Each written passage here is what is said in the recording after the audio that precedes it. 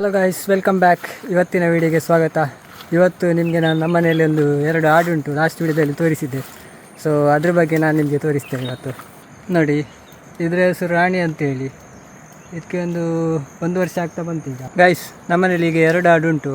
ಒಂದು ನೋಡಿ ಇಲ್ಲಿ ರಾಣಿ ಮತ್ತೊಂದು ರಾಮು ಅಂತೇಳಿ. ಇದು ನೋಡಿ, ಇದು ಚೂರಿ ಮುಳ್ಳ ಅಂತ ಹೇಳ್ತೇವೆ ನಾವು. ಇದೆಲ್ಲ ತಿಂತದೆ ಅದು. ಈ ಮೇಕೆ ತಳಿಯಲ್ಲಿ ಬೇರೆ ಬೇರೆ ತಳಿ ಬರ್ತದೆ. ಅದರಲ್ಲಿ ಈ ಶಿರೋಯಿ, ಗುಜರಿ, ಕೋಟ ಮತ್ತು ತಲಚರಿ, ಮಲ್ಬಾರಿ ಎಲ್ಲ ಬೇರೆ ಬೇರೆ ರೀತಿಯ ಬ್ರೀಡ್ಗಳೆಲ್ಲ ಬರ್ತದೆ. ಇವನು ನೋಡಿ, ಇವನು ರಾಮು ಅಂತೇಳಿ. ಇವನಿಗೆ ಒಂದು 4 ಮಂತ್ಸ್ ಆಗ್ತಾ ಬಂತು. ನನಗೆ ಈ ಆಡುಗಳ ಬಗ್ಗೆ ಜಾಸ್ತಿ ಗೊತ್ತಿಲ್ಲ. ಸುಮ್ಮನೆ ಹೀಗೆ ಒಂದು ಖುಷಿಗೋಸ್ಕರ 2 ತಂದು ಸಾಕ್ತಾ ಇದ್ದೇನೆ ಈಗ. ಈ ರಾಣಿಯೊಟ್ಟಿಗೆ ಇನ್ನೊಂದು ಇತ್ತು. ಸೊ ಸಣ್ಣದಿರುವಾಗ 2 ತಂದಿದ್ದೆ, ಒಂದು ಮೇಲ್ ಮತ್ತು ಫೀಮೇಲ್. ಅದರಲ್ಲಿ ಒಂದು ಸತ್ತೋಯ್ತು. ತಂದು 1 ವಾರದಲ್ಲಿ ಒಂದು ಸತ್ತೋಯ್ತು. ಅದಾದಮೇಲೆ ಇನ್ನೊಂದು ಮೇಲ್ ತಂದೆ. ನಮ್ಮ ಕಾರ್ಕಳದ ನಿಟ್ಟೆಯಿಂದ ಇನ್ನೊಂದು ಮೇಲ್ ತಂದೆ. ಅದು ಒಂದು 4 ಮಂತಿದ್ದು ತಂದಿದ್ದೆ. ಅದು ಒಂದು ವರ್ಷ ತನಕ ಇತ್ತು. ಅದು ದೊಡ್ಡದಾದ ಮೇಲೆ ಎಲ್ಲರಿಗೆ ಹಾಯಲಿಕ್ಕೆ ಶುರು ಮಾಡಿತು. ಸೊ ಹಾಗಾಗಿ ಒಂದು 8 ತಿಂಗಳೇನ ಮನೆಯಲ್ಲಿತ್ತು. ಅದಾದಮೇಲೆ ಅದನ್ನು ಕೊಟ್ಬಿಟ್ಟೆ. ಅದಾದಮೇಲೆ ಈ ಆಡೇನು ನೋಡ್ತಾ ಇದ್ರಲ್ಲ, ಇದು ರಾಮು. ಇದನ್ನು ಬೈಲೂರಿಂದ ತಂದದ್ದು. ಬೈಲೂರಲ್ಲಿ ಒಂದು ಅನ್ಮೋಲ್ ಗೋಟ್ ಫಾರ್ಮ್ ಅಂತ ಒಂದು ಫಾರ್ಮ್ ಉಂಟು. ಸೊ ದೊಡ್ಡದೊಂದು ಫಾರ್ಮ್ ಉಂಟು.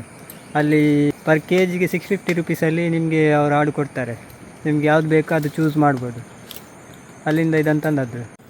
ಇದು ರಾಣಿಯಲ್ಲಿ ನೋಡ್ತಿದ್ದೀರಲ್ಲ, ಇದು ಶಿರೋಯಿ ಮಿಕ್ಸ್ ಬ್ರೀಡ್ ನೋಡ್ಬೋದು ನೀವೀಗ. ಇದು ಶಿರೋಯಿ ಕ್ರಾಸ್ ಬ್ರೀಡ್. ಗಾಯ್ಸ್, ಆಡು ಸಾಕಲಿಕ್ಕೆ ಏನು ತುಂಬ ಕಷ್ಟ ಏನಿಲ್ಲ. ಅದೀಗ ಬೆಳಿಗ್ಗೆ ಸ್ವಲ್ಪ ಜೋಳ ಇದೆಲ್ಲ ಕೊಟ್ಟು ಮತ್ತೆ ಬಿಟ್ಟುಬಿಡ್ತೇನೆ. ಗಾಯ್ಸ್ ನೋಡಿ, ಈಗ ಈ ಮುಳ್ಳನ್ನು ಕಡ್ದು ಹಾಕ್ತೇನೆ. ಅದು ಹೇಗೆ ತಿಂತದೆ ನೋಡಿ ಈಗ.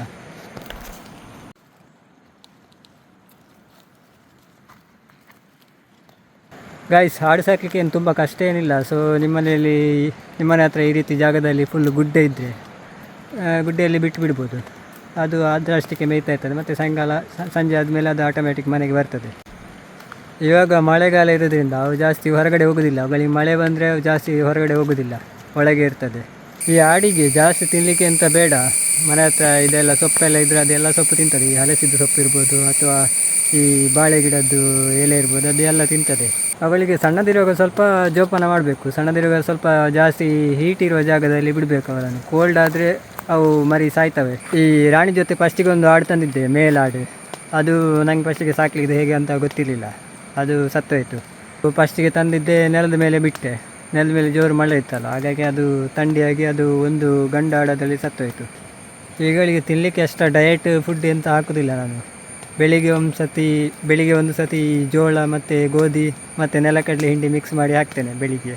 ಬೆಳಿಗ್ಗೆ ಕೈ ತಿಂಡಿ ಕೊಟ್ಟು ಮತ್ತೆ ಬಿಟ್ಟು ಬಿಡ್ತೇನೆ. ಅದು ಈ ಗುಡ್ಡೆಯಲ್ಲಿ ಫುಲ್ಲು ಮೇಯ್ತಾ ಇರ್ತದೆ. ಮತ್ತು ಅದನ್ನು ಸಾಯಂಕಾಲ ಆದಮೇಲೆ ಅದು ಸೀದಾ ಮನೆಗೆ ಬರ್ತದೆ. ಇದು ನೋಡಿ, ಇದರದ್ದು ಕಿವಿ ತುಂಬ ಉದ್ದ ಉಂಟು. ಇದು ನೋಡಿ, ರಾಮು ಇದೆಯಲ್ಲ, ಇದ್ರ ಕಿವಿ ಉದ್ದ ಉಂಟು. ಇದು ಬೀಟೇಲ್ ಕ್ರಾಸ್ ಅಂತೆ. ಬೀಟೇಲ್ ಕ್ರಾಸ್ ಮರಿಗಳೆಲ್ಲ ಒಂದು ಇಯರಿಗೆ ಒಂದು 50-60 kg ತನಕ ಬರ್ತದೆ, ಒಳ್ಳೆ ಸಾಕಿದರೆ. ವೆಯ್ಟ್ ಬೇಗ ಬರ್ತದೆ ಅವು. ಈ ಆಡಿಗೆಲ್ಲ ಇಯರಿಗೆ ಒಮ್ಮೆ ET ವ್ಯಾಕ್ಸಿನ್ ಮಾಡಬೇಕು. ET ವ್ಯಾಕ್ಸಿನ್ ಮಾಡೋದು ಯಾಕೆ ಅಂತ ಹೇಳಿದರೆ, ಅವುಗಳಿಗೆ ಮಳೆಯಲ್ಲಿ ಮಣ್ಣು ಮಿಕ್ಸ್ ಆಗಿರೋಂಥ ಹುಲ್ಲನ್ನು ತಿಂದರೆ ಅವುಗಳಿಗೆ ಕರಳು ಬೇನೆಲ್ಲ ಶುರುವಾಗ್ತದೆ. ಕರಳು ಬೇನೆ ಶುರುವಾದರೆ ಅದು ಸಾಯ್ತದೆ. ಸೊ ಅವುಗಳಿಗೆ ಕರಳು ಬೇನೆ ಸೋಂಕು ತಗಲದಾಗೆ ಅವುಗಳಿಗೆ ET ವ್ಯಾಕ್ಸಿನನ್ನು ಕೊಡುವಂಥದ್ದು. ಇಯರಿಗೆ ಒಂದು ಸತಿ ET ವ್ಯಾಕ್ಸಿನನ್ನು ಕೊಡಬೇಕು. ಈ ಆಡಿಗೆ 3 ಮಂತಿಗೊಮ್ಮೆ ಡಿವಾರ್ಮಿಂಗ್ ಮಾಡ್ತೇನೆ. ಡಿವಾರ್ಮಿಂಗ್ ಮಾಡೋದ್ರಿಂದ ಬೇಗ ಗ್ರೋತ್ ಬರ್ತದೆ ಮರಿಗಳು. ಗಾಯ್ಸ್, ಇದು ನೋಡಿ, ಇದು ಬೆಳ್ಳಂಟೆ ಸೊಪ್ಪು ಅಂತ ಹೇಳ್ತೇವೆ ನಾವು ತುಳುವಲ್ಲಿ. ಈ ಸೊಪ್ಪು ಅಂತ ಹೇಳಿದರೆ ಅವುಗಳಿಗೆ ಭಾರಿ ಇಷ್ಟ. ನೋಡಿ ಈಗ ಹೇಗೆ ತಿಂತದೆ ನೋಡಿ. ರಾಮು, ಈ ಸೊಪ್ಪನ್ನು ತುಂಬ ಇಷ್ಟಪಟ್ಟು ತಿಂತವೆ ಅವು.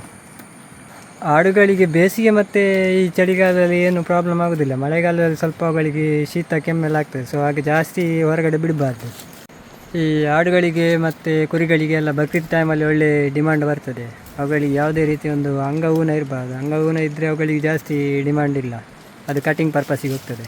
ಪರ್ಫೆಕ್ಟ್ ಇದ್ದರೆ, ಕೈಕಾಲು ಏನು ಡಿಫೆಕ್ಟಿವ್ ಇಲ್ಲ, ಏನು ಅಂಗಊನ ಇಲ್ಲ ಅಂತ ಹೇಳಿದರೆ ಒಳ್ಳೆ ರೇಟಿಗೆ ಹೋಗ್ತದೆ. ಆಡಲ್ಲಿ ಆಡಿದ್ದು ಗೊಬ್ಬರ ಎಲ್ಲ ಈ ಮಲ್ಲಿಗೆ ಕೃಷಿಗೆ ಅಥವಾ ಗುಲಾಬಿ ಕೃಷಿಗೆ ಎಲ್ಲ ಯೂಸ್ ಮಾಡ್ತಾರೆ ಜಾಸ್ತಿ. ಈ ಆಡಲ್ಲಿ ನೀವು ಆಡು ಜೊತೆಗೆ ಈ ಆಡು ಗೊಬ್ಬರ ಕೂಡ ಸೇಲ್ ಮಾಡೋದು. ಈ ಆಡು ಸಾಕೋದ್ರ ಜೊತೆಗೆ ಆಡಿಂದ ಬರುವಂಥ ಗೊಬ್ಬರ ಕೂಡ ಸೇಲ್ ಮಾಡಲಿಕ್ಕೆ ಆಗ್ತದೆ. ಇದು ನೋಡಿ, ರಾಮುದು ಕಣ್ಣು ನೋಡಿ, ಬ್ಲೂ ಐಸ್. ಈ ಬೀಟೇಲ್ ಮರಿಗಳಿಗೆಲ್ಲ ಬ್ಲೂ ಕಲರ್ ಐಸ್ ಇರ್ತದೆ ಜಾಸ್ತಿ. ಇದು ನೋಡಿ ಬಾದ್ರದ್ದು ಗಿಡದ್ದು ಎಲೆ ಹೇಗೆ ತಿಂತದೆ ನೋಡಿ.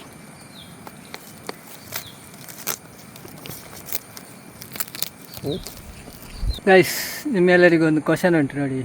ಈ ಆಡಿದ್ದು ಕುತ್ತಿಗೆ ಬರಿಯಲ್ಲಿ ಒಂದು 2 ಈ ರೀತಿದು ಉಂಟು ನೋಡಿ. ಹೀಗೆ ಇದು ಎಂತ ಅಂತ ಯಾರಿಗಾದರೆ ಗೊತ್ತುಂಟಾ? ಗೊತ್ತಿದ್ದರೆ ಕಮೆಂಟ್ ಬಾಕ್ಸಲ್ಲಿ ಕಮೆಂಟ್ ಮಾಡಿ. ನೋಡಿ ಗೈಸ್, ಇದು ಎಷ್ಟು ಫ್ರೆಂಡ್ಲಿ ಉಂಟು ನೋಡಿ. ಅದಕ್ಕೆ ಹೀಗೆ ಮಸಾಜ್ ಮಾಡಿದರೆ ಭಾರಿ ಖುಷಿ. ಗಾಯ್ಸ್, ಇದನ್ನು ನಾನು ದುಡ್ಡಿಗೋಸ್ಕರ ಸಾಕ್ತಿಲ್ಲ, ಸುಮ್ಮನೆ ಹೀಗೆ ಇದರಿಂದ ಖುಷಿ ಸಿಗ್ತದೆ, ಹಾಗಾಗಿ ಇದನ್ನು ಸಾಕ್ತಾ ಇದ್ದೇನೆ ನೋಡಿ. ಅದು ಈ ರೀತಿ ಒಂದು ತಿನ್ನೋದೇ ಒಂದು ಚೆಂದ ನೋಡಲಿಕ್ಕೆ.